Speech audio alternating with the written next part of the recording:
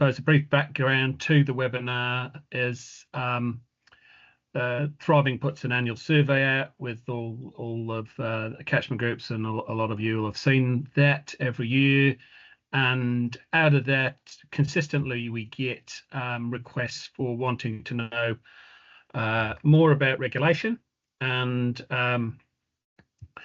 especially around the wintering, winter grazing and farm cultivation. And the team themselves who are out and about have been feeding back that there's been quite a lot of interest this year, especially with some of the rules coming into effect, and people are wanting to understand that and know where they stand. And as well as that, we're obviously moving into calving and lambing, and after the winter, people are making decisions during the winter around what they're going to cultivate, where, how, and what that looks like. So we felt this was a good time to come in with a webinar for those of you who are available, and it's also going to be recorded, so it can be shared.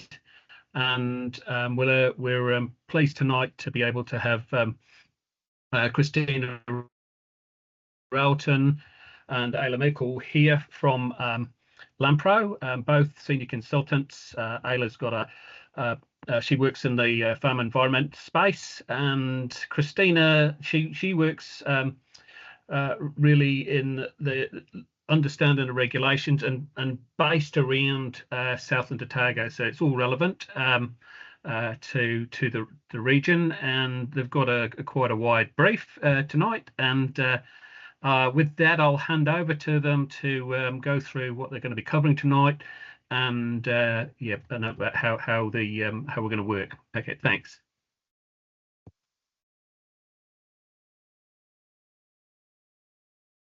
All right, good evening, everyone. So thanks for the introduction, Richard. And my name's Ayla, and really here tonight to try and support Thriving Southland with a bit of a summary of rules and regulations that do apply in relation to farming. We've got the main headings up there in the title page. So farming, cultivation, winter grazing, and wetlands is really what we're going to be covering tonight. I'll hand over to Chrissy to introduce herself.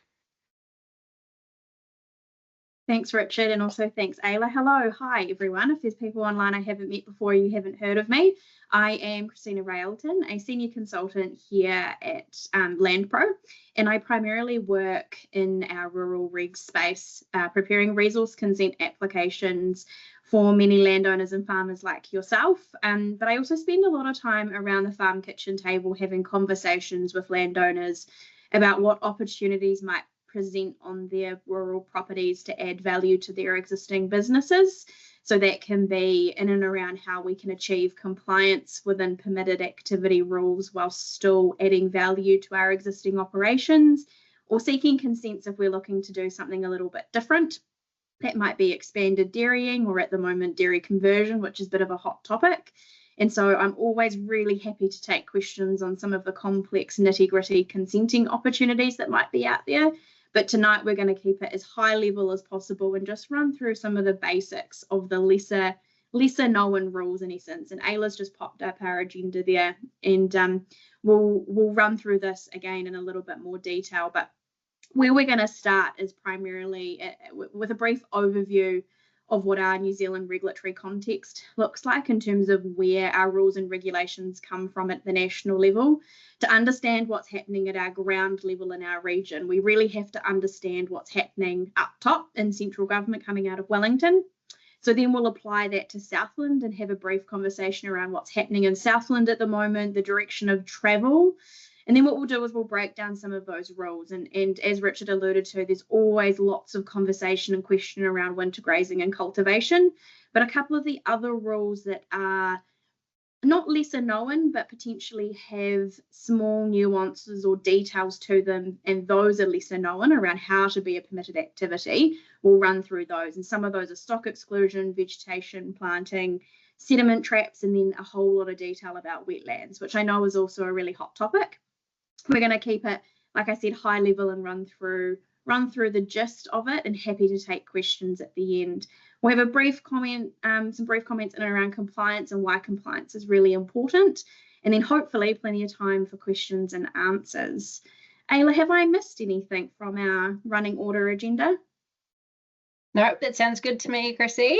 Yeah, we do have some examples throughout the presentation of some frequently asked questions or some common things that we actually hear farmers asking for a lot. So Chrissy is going to cover a number of those actually throughout the presentation. So yeah, I think there'll be plenty of info up front, and we look forward to seeing some questions come through in the Q&A chat. Perfect. With that said, I think we'll jump into it. Ayla is in control of the buttons at her desk, and I'm sitting in a different room. So I do apologise if there's ever a small delay between the moving of slides, but we're a team, so we'll make this happen. So what's happening at a New Zealand or at a national level at the moment? Where we're going to start is this beautiful upside down pyramid. Now, I always use this pyramid as a way to explain how the hierarchy of legislation is set in New Zealand. And it's a top-down or upside-down pyramid. At the top, we have the Resource Management Act.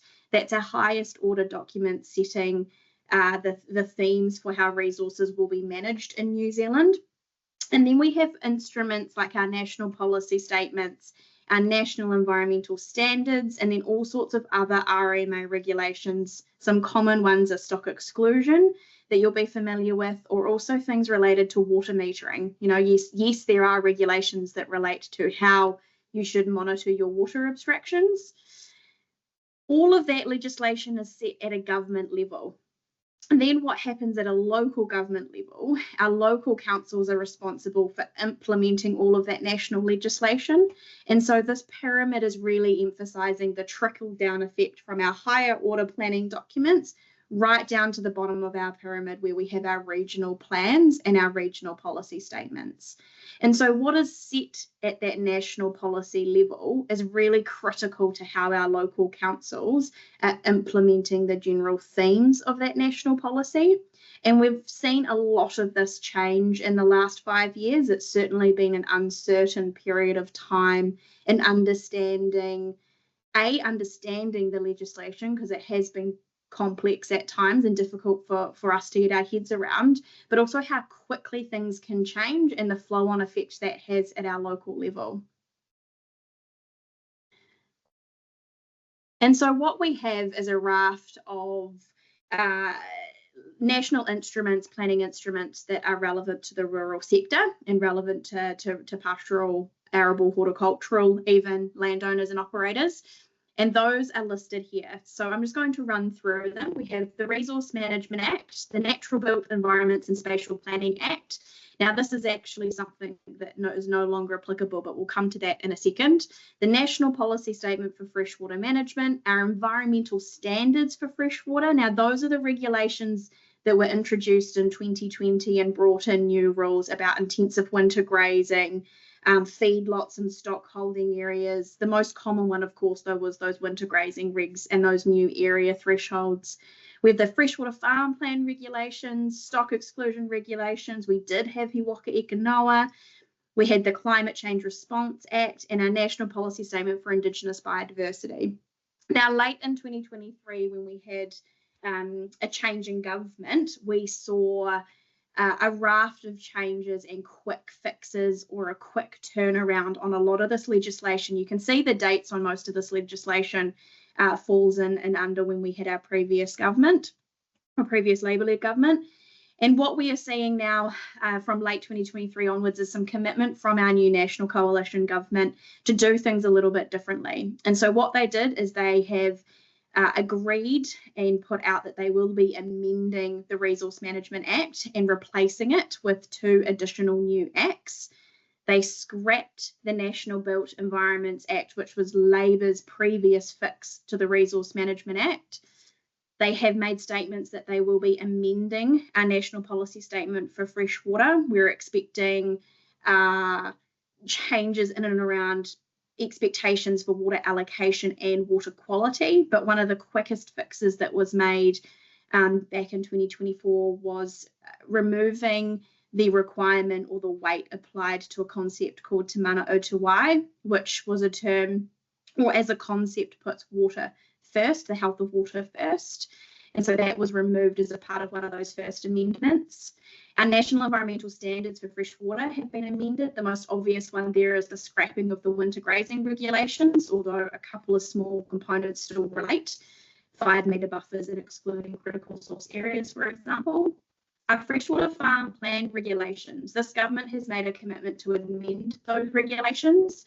We're still really unclear, unfortunately, around what the amendments will be at a national level, but Southland's a little bit different because we have a local regional plan that includes quite specific requirements for farm plans, and it largely mimics what was happening at a national level. So I do know that Environment Southland will be working very closely with government to make sure that the tone set in Southland also matches the national direction.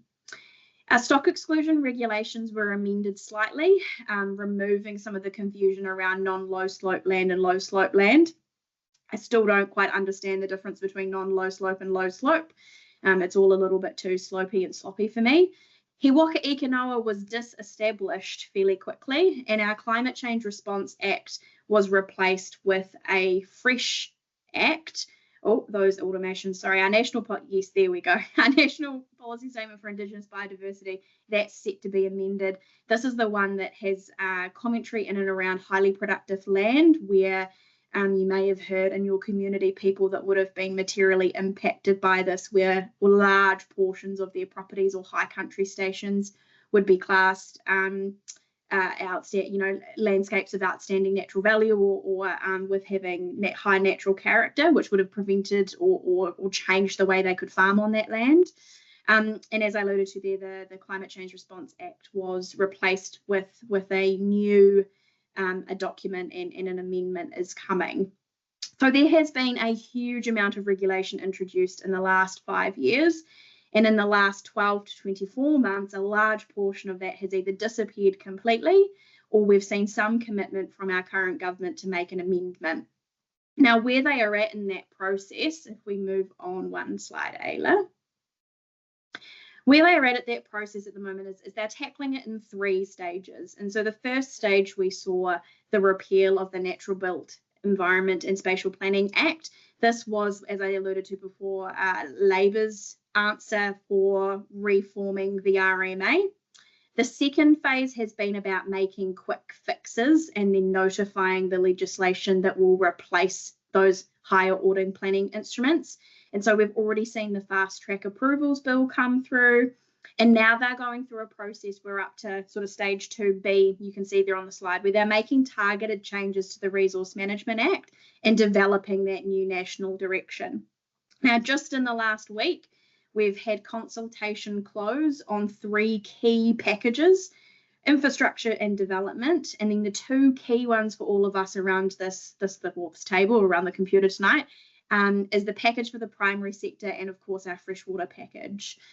So consultation has now closed, and we will be expecting something from government very soon on what their plans will be from there on, and potentially when these new instruments will be legislated. Step 3 is to replace the RMA. I have heard, and I'm sure we have read the headlines, that the intention is to do this before a further election.